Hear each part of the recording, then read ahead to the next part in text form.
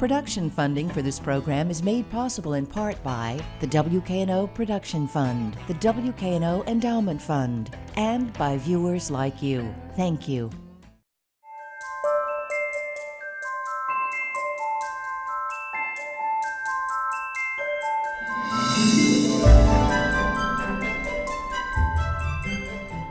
If you don't know who he is, just Google him. I'm here with the head of Global Outreach for Media with Google. He's also an author. It's time for a conversation with Daniel Seberg.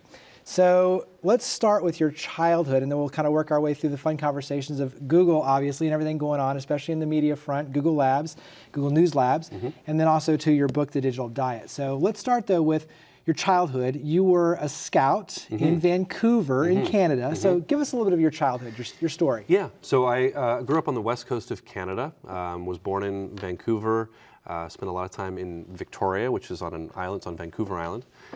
It's a rainforest. For people who don't like rain, it's not the place to live, but it's got tons of outdoor activities. I grew up with the mountains and the ocean and beaches, and took it all for granted, I think, as a kid growing up.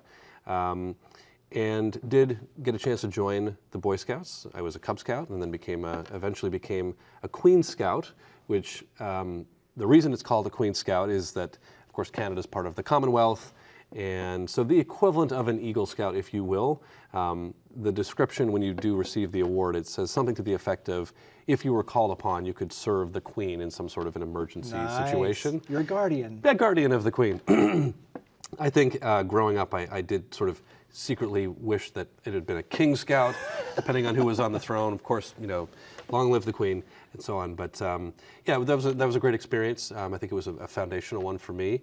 My mom was actually a volunteer as part of it, and I got a chance to do a lot of outdoor activities, hiking and exploring and all of that kind of stuff. And I know that you give it a lot of credit for really shaping who you are today in the terms of public speaking and just building connections and relationships and taking a leadership role. So kind of share that side of it. Yeah, exactly. I mean, I think that the three things that I took away from Scouts were teamwork, because you're really encouraged to work with your peers, and whether it's putting a tent together, right? I mean, you all have to kind of work on it in the same way, going on a hike and making sure people don't get lost. Discipline, which is something that, it's not the military, but you do have to take care of your uniform, make yourself presentable, think about how you are to society and sort of being a good person and the values of being in scouting.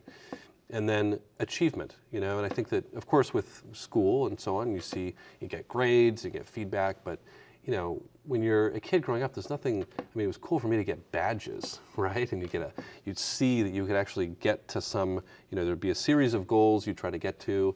There was a reward. I thought that was great, and I think it helped to shape who I am. Now I'm, I seek out those types of people. I think similar-minded people, and even today when I work on different projects, I think about sort of teamwork, discipline, achievement. How do we kind of cross each of those things and put them all together. So. The other aspect of growing up is you got involved in technology earlier on, and so your dad, electrical engineer, is that correct? Well, not full-on engineer, I guess he would say, but electronics technician, if you will. He worked with oceanographers and would go up to the Arctic every summer aboard these huge Canadian Coast Guard icebreakers. Actually, he would do it even before those ships were available. It was the only way to get through the ice to basically right up to the North Pole to take salinity samples of the ocean, to look at the marine life, and he was part of the sort of technical side, helping to produce the current meters that would go down, and then the research scientists were there to kind of look at the data. He did this for 30 years.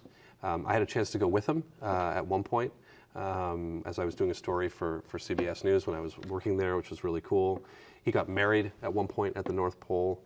I always heard tons of stories about polar bears, and he was just this kind of adventurous guy. And now he's retired on an island on the West Coast, but he's got this flowing gray hair. He looks sort of like Gandalf from Lord of the Rings at this point.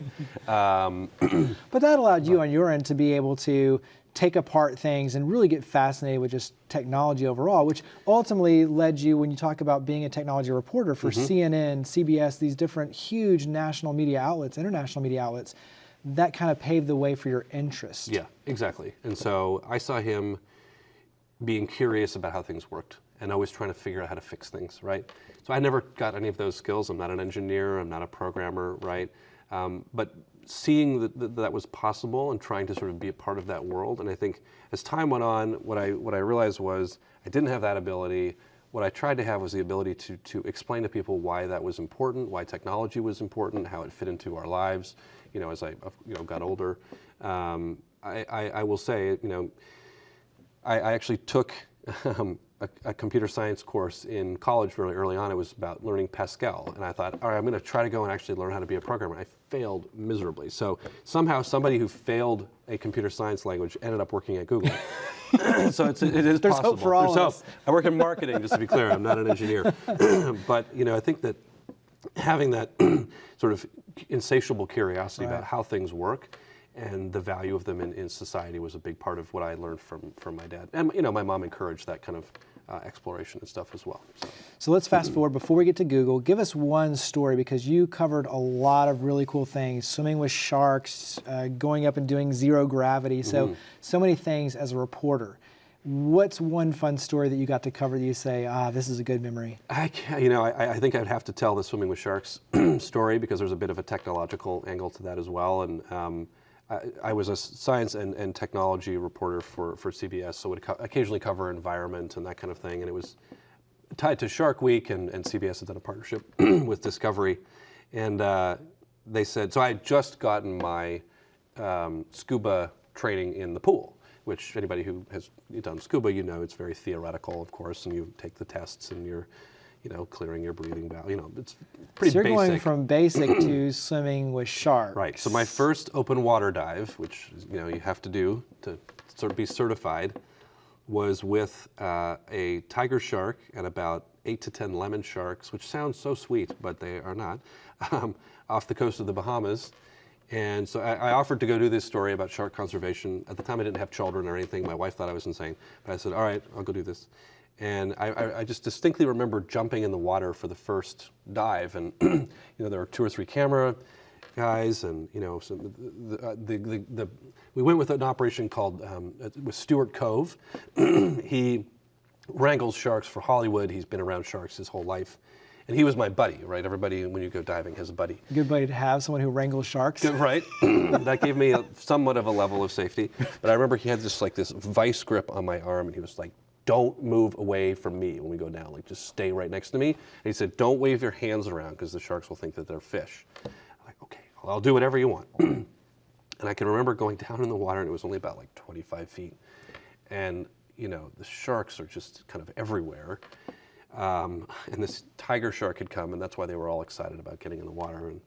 And I remember having this odd feeling like I need to search for, does hitting the snout of a shark actually deter them from coming towards? But I just had this moment of I really need to know that information right now. Can I Google this right now? Yeah, I was and so that was also kind of the time I realized I had a bit of a problem with technology, where I was sort of thinking about it so much. And, I remember even coming back on the boat, back to shore, and being so lost without service on my phone. I was just despondent that I couldn't, share a picture or something, right? It was just enjoy the moment, Daniel. Stop being so, I need to be connected all the time. So, and that's a big part of what we'll talk about in a second, because I want to cover Google first, but is the digital diet, this book. And so we'll come back to this, but talk about what it's like to work at Google, because I know that obviously you're here in Memphis right now. You just spoke at a lot of different events. You had a chance to tour St. Jude Children's Research Hospital, the National Civil Rights Museum. So you've been immersed. You spoke at the Friends of Scouting dinner with the Boy Scouts. But that's a big part of the questions was, what was it like working at Google? What's it like? And talk about New York. So what's it like working at Google? Yeah, I went from, traditional news, as you say, CNN, CBS, ABC, and elsewhere, to, a company that, some people's only touch point with it is seeing something like The Internship, the movie, right? And wondering if that's real and so on. And so what I would say is that there are elements of that movie, if that's what people know, that are true. People do ride bikes across the campus. I'm in the New York office, but in Mountain View, people are riding very colorful bikes, and they're sitting outside, and they're playing beach volleyball, or there are lots of ways to try to decompress a little bit. I think that the and the food is amazing, and of The course Google 15, is the that right? Google 15, which you put on the first month or two that you're And you there. had to wear a hat, correct? You do wear the Noogler hat with the propeller on the top, and I think that there are a lot of ways for Googlers to try to relax, because people there do work incredibly hard.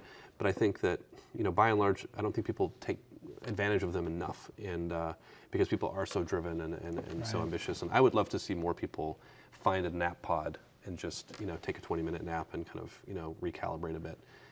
But yeah, there's an emphasis on work-life balance, right? So these things are there for that reason.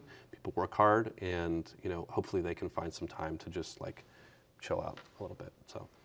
Talk about the work you actually do, because a big part of this, the News Lab, the Google News Lab, Yeah. and you put out a lot of valuable information for media outlets to use. Mm-hmm. You help them to decipher what all the information means, but really interesting things. So give us a little bit of your world and what you actually do at Google. Sure. So as you mentioned, I'm the head of media outreach, and I work on a team called the Google News Lab. And as part of that, we also have a team that looks at Google Trends data. So as people, for example, are watching a debate or watching the Super Bowl or the Oscars or whatever it is, and they want to know more, they get curious, they want some context around something they saw. And it could be outside of a temporal event like that, but just, we see those queries come in. Mm-hmm. It's all anonymized, aggregated data, but we see the insights of, what's on the mind of people when they're watching a big sporting event, or which celebrities are they interested in, which candidates, which issues, what's front of mind for anybody. And then we share that data through our Twitter handle at Google Trends. There's a data curation team that works on that.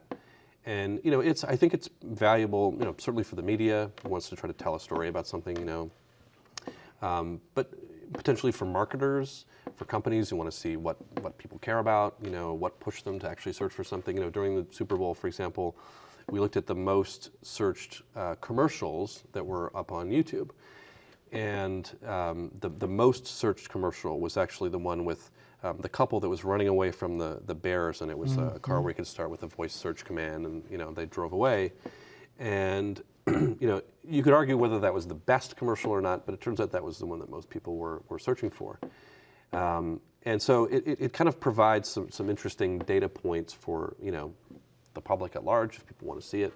And we do just sort of put it out there and let folks analyze it however they like. So. And I know that obviously you've got a lot in the politics realm going on right now. Yeah. But that was one. There was an interesting story that you told of, was it Marco Rubio that had talked about? Well, I'll let you tell the story. Yeah. No, you're hitting on it exactly. So during one of the debates, it was Marco Rubio saying something to the effect of, we don't need more philosophers. We need more welders, not philosophers. And I think he might have said something about how they make a decent salary or something. So we're always looking for those moments, during the debate. Like, when did people during that second screen experience go to their computer? And that was one of them. And we saw a spike in not only people looking for what did he say, but a search spike around welding classes. So people actually taking that initiative to go and potentially become a welder as a result of those comments. And so it's we see those spikes happen throughout the debates. As we get into the sort of general election, we'll be looking at the presidential debates. Right. And we did this 4 years ago, but this is the first time that we're making real-time data available. So 4 years ago when we did this, we had to wait sort of a period of time after a debate had ended to go back, and the engineers look at the data. Now it's all real time. So we have a horse race graphic where you can see search interest around each candidate minute by minute. What did somebody say that really pushed them to search?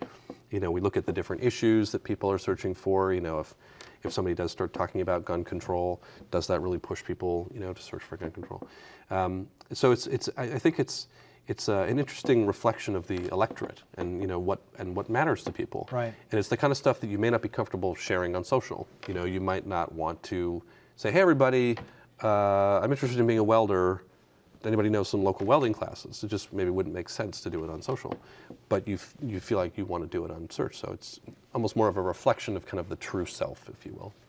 So obviously you're on the front lines. When you talk about technology, things like virtual reality, give us an idea of some of the hot things. Google's working pretty heavily even behind the scenes, obviously, than what we know as the public, but on some really cool things. So cars that drive themselves, and technology is so just massively, rapidly changing.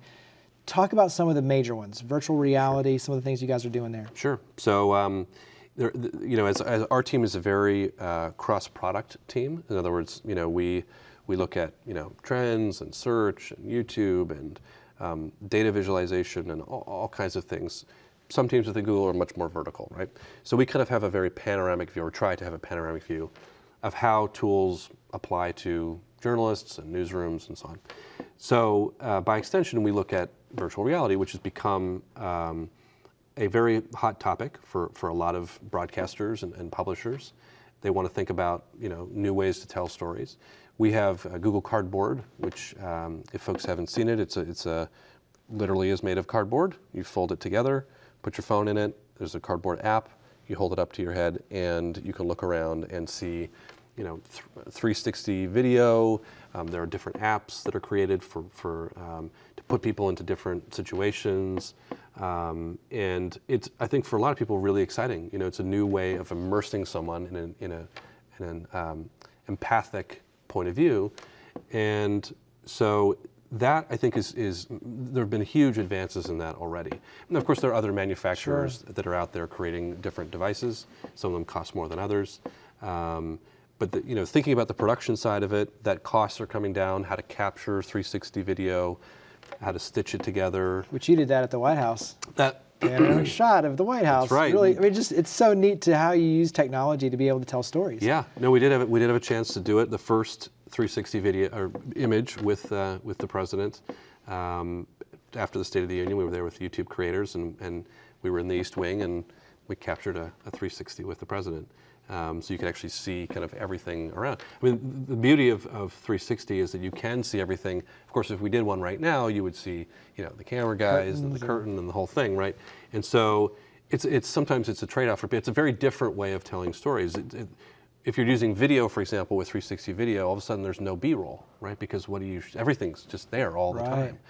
How do you do an interview in 360? Because you can't sort of cut back and forth. It's there's just a lot, and if you're using animation, let's say, there are folks looking at how to recreate a news story. So if there was a police shooting on the street or something, and you wanted to digitally recreate what that was like, and show people, these were the conditions when that shooting happened.